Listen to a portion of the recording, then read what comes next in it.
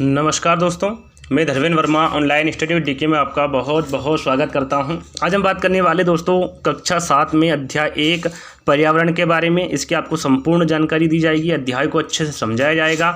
इसमें क्या क्या आपको समझाया जाएगा यहाँ पर आप देख सकते हैं। पर्यावरण किसे कहते हैं, पर्यावरण के घटक के बारे में आपको बताया जाएगा, जीवी अजीवी के बारे में आपको बताया जाएगा, प्राकृतिक पर्यावरण के बारे में बताया जाएगा, स्थलमंडल, जलमंडल, वायुमंडल, जैवमंडल किसे कहते हैं, परितंत्र किसे कहते हैं, मानवीय पर्यावरण के बारे में आपको सारी जानकारी दी जाएगी 1 बाय 1। तो यहाँ पर वीडियो को आपको स्किप बिल्कुल भी नहीं करना है, पूरा देखना है और हमें अंत में बताना है कि आज का वीडियो आपको कैसा लगा। यदि चैनल को सब्सक्राइब नहीं किया है तो सब्सक्राइब कर लीजिए, क्योंकि यहाँ पर आपको कक्षा 6 से लगाकर कक्षा 12 तक जितने भी सब्जेक्ट होते हैं NCERT बुक के सारे चैप्टर आपको 1 बाय 1 मिलेंगे। तो चैनल को सब्सक्राइब कर लीजिएगा, बेल आइकन को दबा लीजिएगा, जिससे कि आपको लेटेस्ट वीडियो मिलती रहे। तो चलिए शुरू करते हैं। आज हम आपको इस चैप्टर के बारे में समझाएंगे, आगे की वीडियो में आपको इसके प्रश्न उत्तर देखने को मिलेंगे। तो चलिए इस पार्ट को हम जान लेते हैं, क्या कहता है पर्यावरण। यहाँ पर आप देख सकते हैं पूरा चैप्टर हम पढ़ेंगे और क्या क्या जानकारी इसमें से निकल के आती है उसके बारे में आपको जानकारी देंगे। लंबी छुट्टियों के बाद जब रवि स्कूल जा रहा था तब उसने देखा कि उसके स्कूल के निकट के खेल के मैदान में खुदाई हो गई थी।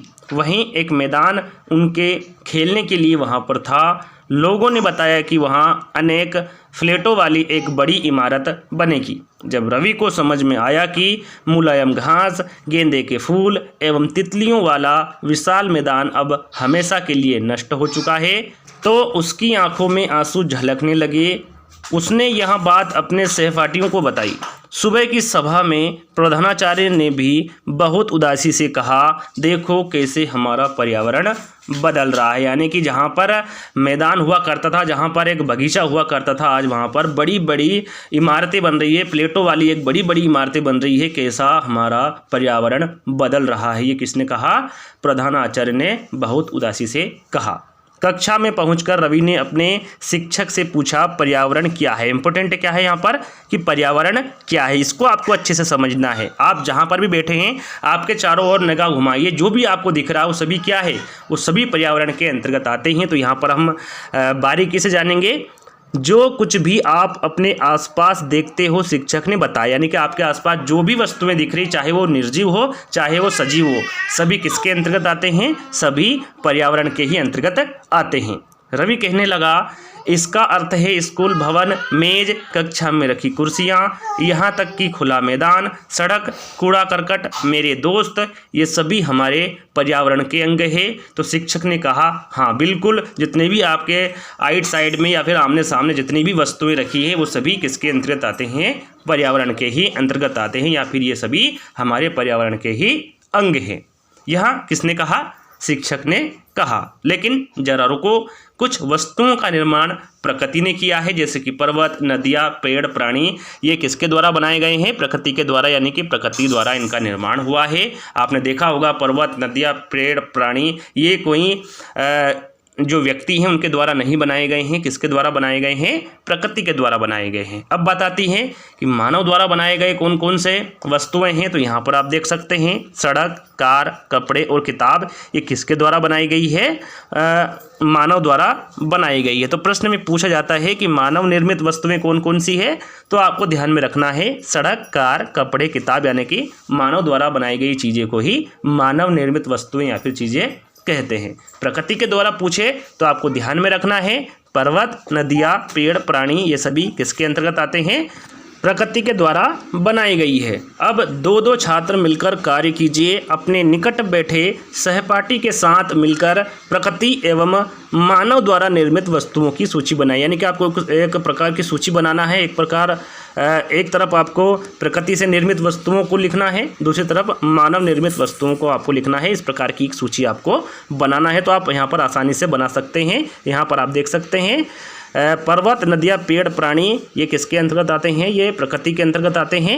और सड़क, कार, कपड़े, किताब, ये किसके अंतर्गत आते हैं? ये मानव निर्मित, यानी कि मानव द्वारा बनाए गए वस्तुओं के अंतर्गत आते हैं। तो यहाँ पर आप एक सूची आसानी से बना सकते हैं। तो यहाँ पर आप देख सकते हैं, ये भी पढ़ना जरूरी है क्योंकि इम्पोर्टेंट है। यहाँ पर आप देख सकते हैं पर्यावरण हमारे जीवन का मूल आधार है। यह हमें सांस लेने के लिए हवा देता है, पीने के लिए जल देता है, खाने के लिए भोजन एवं रहने के लिए भूमि प्रदान करता है। कौन? पर्यावरण।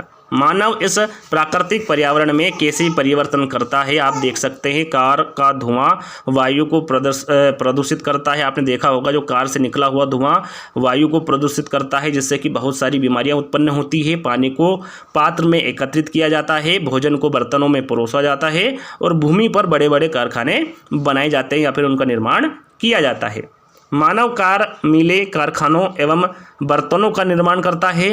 इस प्रकार से मानव प्राकृतिक पर्यावरण में परिवर्तन करता है और करता आ रहा है। तो यहाँ पर आगे देखते हैं। रवि, परमजीत, जेप्सी, मुस्तफ़ा, आशा सभी यहाँ सूची बनाने के लिए उत्सुक थे। इकबाल ने पूछा, अब इकबाल ने क्या पूछा कि हमारा पर्यावरण क्यों बदल रहा है। ये भी इम्पोर्टेंट है कि हमारा पर्यावरण क्यों बदल रहा है। तो शिक्षक ने उत्तर दिया, ऐसा हमारी ज़रूरतों के कारण होता है, ये दिन प्रतिदिन बढ़ती रहती है। यहाँ पर आप देखिए, सबसे पहले तो पर्यावरण के घटक के बारे में यहाँ पर आप थोड़े से अच्छे से चित्र के माध्यम से समझ सकते हैं। यहाँ पर आप देख सकते हैं पर्यावरण के घटक। तो पर्यावरण के घटक के अंतर्गत प्राकृतिक आते हैं, मानव निर्मित आते हैं और मानव भी पर्यावरण के घटक के अंतर्गत आते हैं। देखिए, प्राकृतिक यानी कि प्राकृतिक द्वारा निर्मित वस्तुएं जैसे कि जलमंडल, वायुमंडल, स्थलमंडल और जैवमंडल। स्थलमंडल, वायुमंडल और जलमंडल ये तीनों ही मिलकर किसका निर्माण करते हैं, जैवमंडल का निर्माण करते हैं। यानी कि जहाँ पर जीवन होता है उसे ही जैवमंडल कहते हैं। यानी कि जहाँ पर जल पाया जाता है, वायु पाई जाती है और स्थल पाया जाता है उसे ही जैवमंडल कहा जाता है। तो इस बात का ध्यान भी आपको रखना है। चलिए, मानव निर्मित यानी कि मानव द्वारा बनाई गई वस्तुएं जैसे कि इमारत, पार्क, पुल, सड़क, स्मारक और उद्योग किसके अंतर्गत आते हैं, मानव निर्मित द्वारा वस्तु यानी कि मानव द्वारा बनाई गई वस्तुओं के अंतर्गत आते हैं। मानव क्या है, एक व्यक्ति है, एक परिवार है, एक समुदाय है, धर्म है, शैक्षिक होता है मानव, आर्थिक स्थिति के अंतर्गत आते हैं, राजनीतिक स्थिति, ये सभी मानव के अंतर्गत आते हैं और तीनों ही पर्यावरण के घटक है, प्राकृतिक, मानव निर्मित और मानव। तो इस बात का ध्यान आपको रखना है। आई होप आप इस चित्र के माध्यम से अच्छे से समझ गए होंगे। तो आगे बढ़ते हैं। इसलिए हम प्राकृतिक वातावरण में परिवर्तन करते हैं और कभी कभी उसे नष्ट भी कर देते हैं। ऊपर के वार्तालाप से आप समझ गए होंगे कि किसी भी जीवित प्राणी के चारों ओर पाए जाने वाले लोग, चाहे वो स्थान हो, चाहे वो वस्तुएं हों या फिर प्रकृति को ही पर्यावरण कहते हैं। मैंने अभी आपको बताया, आपके चारों ओर जो भी हो, चाहे वो निर्जीव वस्तु हो या फिर सजीव वस्तु हो, वो सभी किसके अंतर्गत आते हैं, पर्यावरण के अंतर्गत आते हैं और इसे ही पर्यावरण कहते हैं। यहाँ प्राकृतिक एवं मानव निर्मित परिघटनाओं का मिश्रण है, यानी कि उसमें प्राकृतिक द्वारा बनाई गई वस्तुएं भी सम्मिलित होती है वातावरण में और मानव निर्मित वस्तुएं भी सम्मिलित होती है किसमें, पर्यावरण में। इन दोनों का ही ये मिश्रण है पर्यावरण। प्राकृतिक पर्यावरण में पृथ्वी पर पाए जाने वाली जीवी एवं अजीवी दोनों परिस्थितियां सम्मिलित है। अब जीवी किसे कहते हैं, अजीवी किसे कहते हैं, इसके बारे में आपको पता होना चाहिए। यहाँ पर आप देख सकते हैं सजीव प्राणियों का संसार जैसे कि पादप एवं जंतु को क्या कहते हैं, जीवी कहते हैं। और अजीवी किसे कहते हैं, निर्जीव पदार्थों का संसार जैसे कि स्थल, जलमंडल, वायुमंडल और स्थलमंडल, ये सभी अजीवी के अंतर्गत आते हैं। तो यहाँ पर आप देख सकते हैं जीवी किसे कहते हैं और अजीवी किसे कहते हैं। चलिए आगे बढ़ते हैं। जबकि मानवीय पर्यावरण में मानव की परस्पर क्रियाएं, उनकी गतिविधियां एवं उनके द्वारा बनाई गई रचनाएं सम्मिलित है। यहाँ पर इम्पोर्टेंट, यहाँ पर आप देख सकते हैं शब्द उत्पत्ति। पर्यावरण यानी एनवायरनमेंट शब्द की उत्पत्ति फ्रेंच शब्द से हुई, याद रखिएगा कौन से शब्द से हुई है, पर्यावरण यानी एनवायरनमेंट शब्द की उत्पत्ति फ्रेंच शब्द से हुई है। इस बात का ध्यान आपको रखना है। अब कौन से शब्द से हुई है, तो यहाँ पर आप देख सकते हैं एनवायरोनेर या फिर एनवायरोनेर से हुई है, जिसका अर्थ होता है पड़ोस। आपको इस बात का ध्यान रखना है। चलिए अब बात करते हैं प्राकृतिक पर्यावरण किसे कहते हैं। प्राकृतिक पर्यावरण मैंने आपको पहले ही बताया है, जो प्राकृतिक द्वारा बनाई गई चीज़ें हैं या फिर जो नेचुरल चीज़ें हैं उसे ही क्या कहते हैं, प्राकृतिक पर्यावरण कहते हैं। जैसे कि आपने देखा होगा भूमि, जल, वायु, पेड़ पौधे एवं जीव जंतु, इसे व्यक्ति नहीं बना सकता, ये प्राकृतिक चीज़ें हैं और ये सभी मिलकर क्या बनाती है, प्राकृतिक पर्यावरण का निर्माण करती है और इसे ही प्राकृतिक पर्यावरण कहते हैं। जैसे कि स्थलमंडल, जलमंडल, वायुमंडल एवं जैवमंडल से आप पहले से ही परिचित होंगे। इसका मतलब है कि आप 6वीं क्लास में ही स्थलमंडल के बारे में, जलमंडल के बारे में, वायुमंडल के बारे में और जैवमंडल के बारे में पहले ही पढ़ चुके हैं। फिर भी इसके बारे में हम आगे बात करेंगे।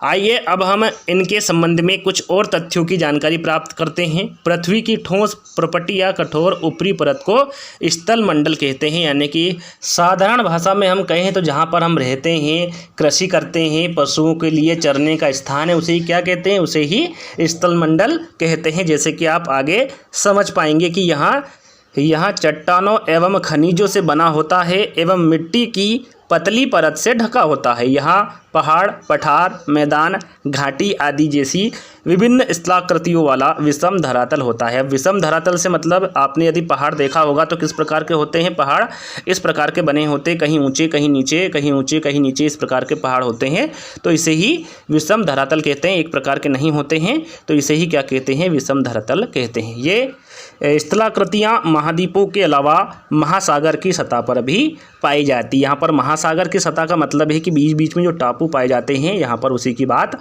हो रही है।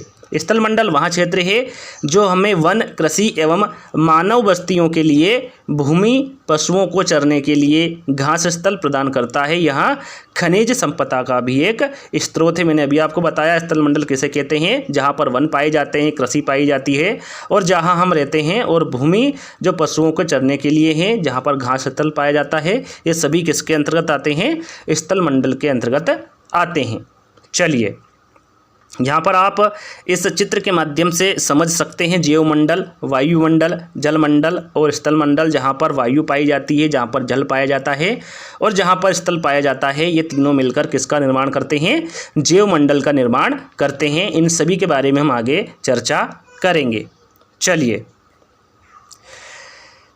यहाँ पर आप देख सकते हैं जल के क्षेत्र को जलमंडल कहते हैं। यहाँ जल के विभिन्न स्रोत जैसे कि नदी, झील, समुद्र, महासागर आदि जैसे विभिन्न जलाशयों से मिलकर बनता है। यहाँ सभी प्राणियों के लिए आवश्यक है। आप सभी को पता है जल क्या है, जल सभी के लिए आवश्यक है, चाहे वो पेड़ पौधे हो या फिर जीव जंतु, सभी के लिए जल आवश्यक है। और जलमंडल नदी, झील, समुद्र, महासागर इन सभी से मिलकर बनता है जलमंडल। तो ये याद आपको रखना है।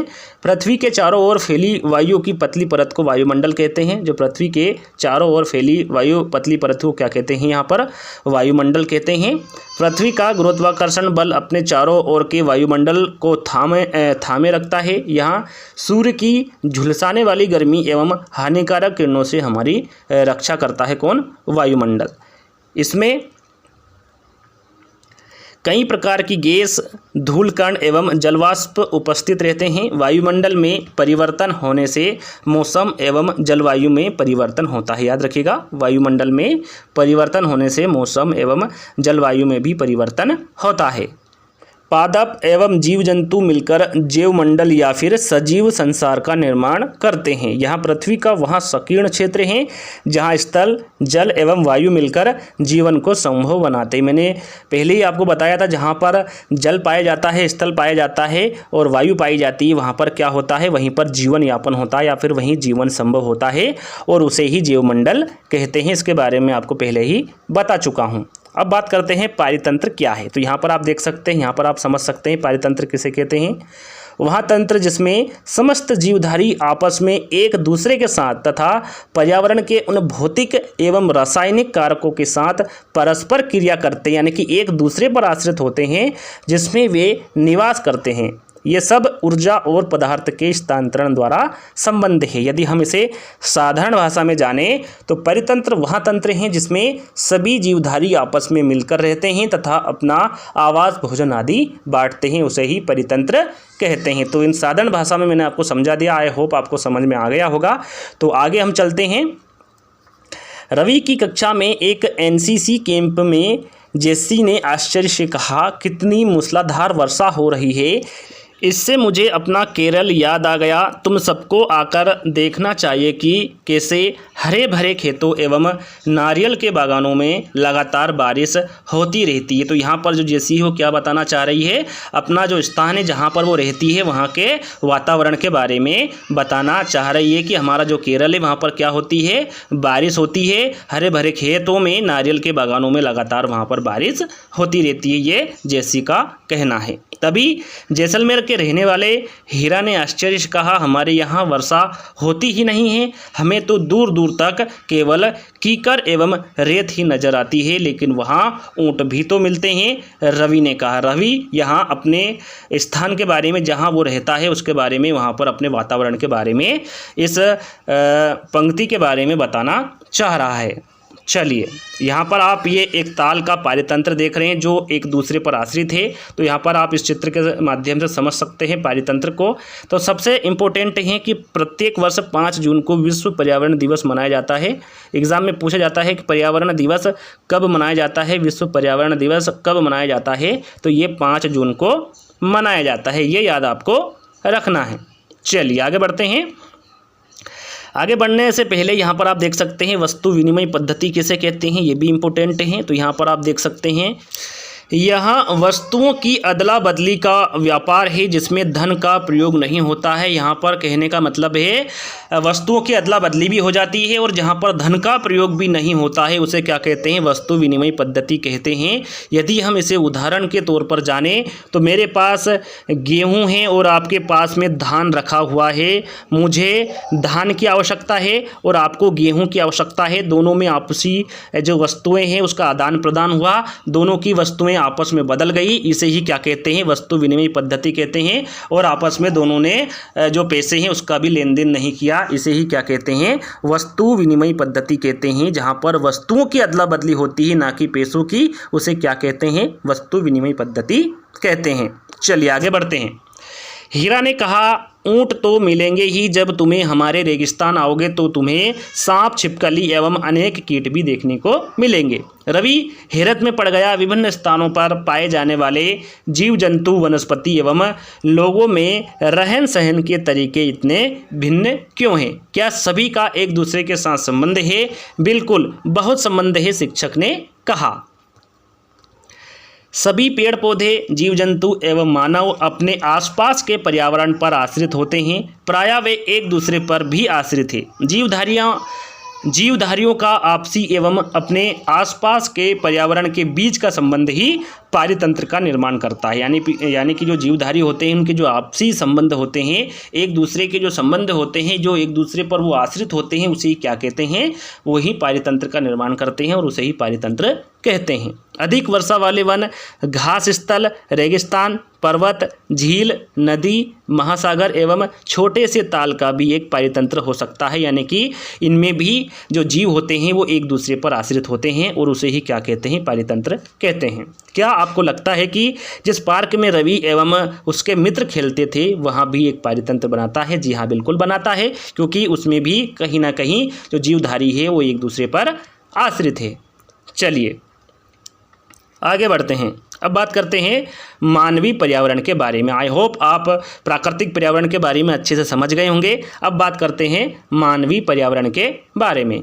मानव अपने पर्यावरण के साथ पारस्परिक क्रिया करता है और उसमें अपनी आवश्यकता के अनुसार परिवर्तन करता है। प्रारंभिक मानव में स्वयं को प्रकृति के अनुरूप बना लिया था। उनका जीवन सरल था एवं आसपास की प्रकृति से उनकी आवश्यकताएं पूरी हो जाती थी। समय के साथ कई प्रकार की आवश्यकताएं बढ़ी। मानव ने पर्यावरण के उपयोग और उसमें परिवर्तन करने के कई तरीके सीख लिए। उसने फसल उगाना शुरू किया, पशु पालना शुरू किया और स्थायी जीवन जीना सीख लिया। पहिए का आविष्कार हुआ, आवश्यकता से अधिक अन्न उपजाया गया। वस्तु विनिमय पद्धति का विकास हुआ, जिसके बारे में आपको बता चुका हूँ। व्यापार आरंभ हुआ एवं वाणिज्य का विकास हुआ। औद्योगिक क्रांति से बड़े पैमाने पर उत्पादन प्रारंभ हो गया।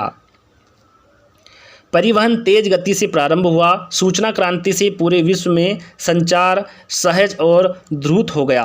क्या आप जानते हैं कि आप गर्मी में रसीला तरबूज एवं सर्दी में भुनी हुई मूंगफली खाना क्यों पसंद करते हैं? प्राकृतिक एवं मानवीय पर्यावरण के बीच सही संतुलन होना आवश्यक है। मानव को पर्यावरण के साथ समरसता से रहने एवं उसका उपयोग सीखना चाहिए। रवि की कक्षा में